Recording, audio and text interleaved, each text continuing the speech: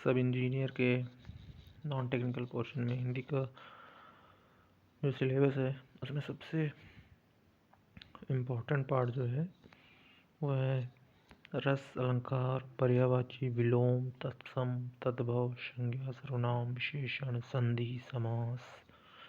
एक शब्द में उत्तर रहते हैं जो संक्षिप्त, जैसे लंबे बालों वाली महिला क्या कहते हैं, या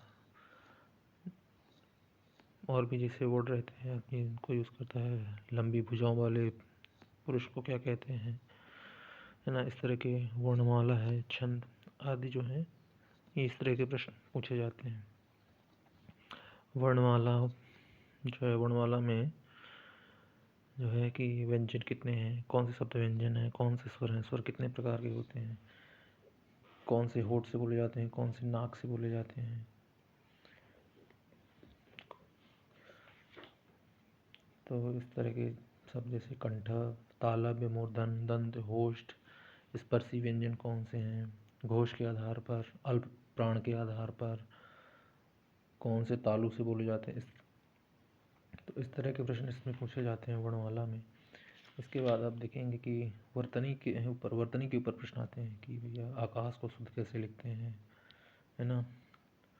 और भी वर्ड जो हैं अशुद्ध रूप में लिखा रहेगा और उसको शुद्ध रूप को पहचानना रहता है, तो वर्तनीय स्पेलिंग जो बोल सकते हैं उसके ऊपर प्रश्न रहते हैं इसमें।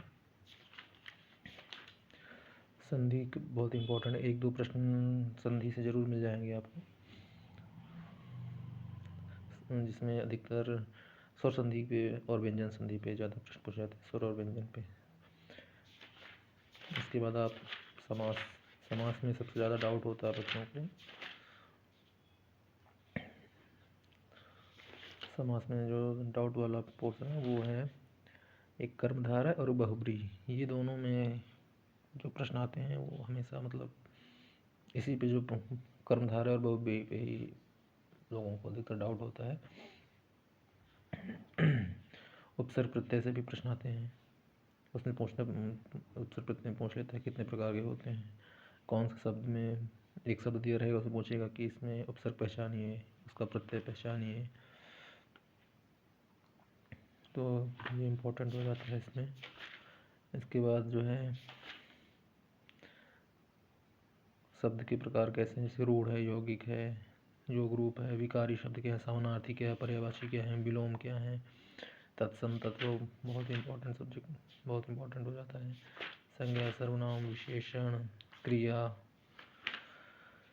अव्यय, पर्यायवाची शब्द, विलोम शब्द, ये बहुत इंपॉर्टेंट है। और अनेक शब्दों के लिए एक शब्द जो है, जैसे दोपहर के बाद के समय को क्या कहते हैं, जैसे अपराह्न हो गया, जो पढ़ाना गया हो, अपठित हो गया, देखने योग्य दर्शनी, जो देखा ना गया हो अदर्शनी। मतलब इस तरह के प्रश्न भी आपको मिलेंगे उसमें। और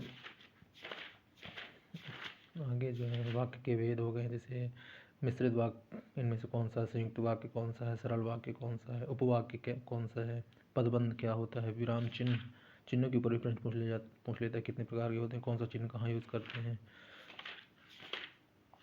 वाक्य शुद्धि पे प्रश्न आते हैं, जैसे अधिकतर पूछा जाएगा कि भैया, जैसे उदाहरण के लिए आप समझ सकते हैं कि सीता ने गीत की 2-4 लड़ियाँ गाई, तो यहाँ पे लड़ियाँ नहीं होगा, यहाँ पे कड़ियाँ होगा।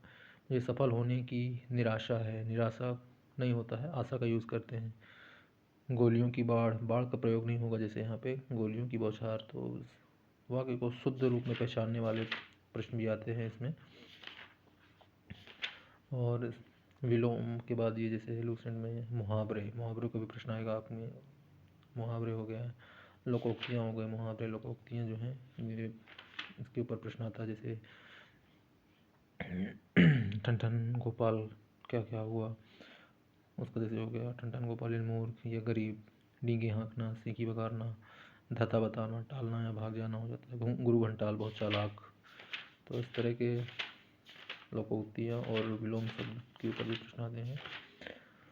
संधि समास के बाद जैसे रस, अलंकार, छंद, इसके ऊपर भी प्रश्न आते हैं। इसमें रस, छंद और अलंकार में उदाहरण रहते हैं और आपको उसमें पहचानना पड़ता है, तो इसको आपको ध्यान से करना चाहिए। और इस सब्जेक्ट हिंदी के लिए जो पुस्तक आप प्रेफर कर सकते हैं वो है अरिहंत या लूसेंट। इससे 14 प्रश्न आएंगे।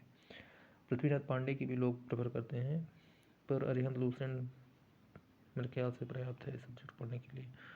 और किसी सब्जेक्ट के बारे में अगर आप जानना चाहते हैं कि इससे क्या पढ़ना है, क्या इंपॉर्टेंट है, तो आप कमेंट बॉक्स में बताइए हमको और चैनल को सब्सक्राइब कर लीजिए। Thank you very much.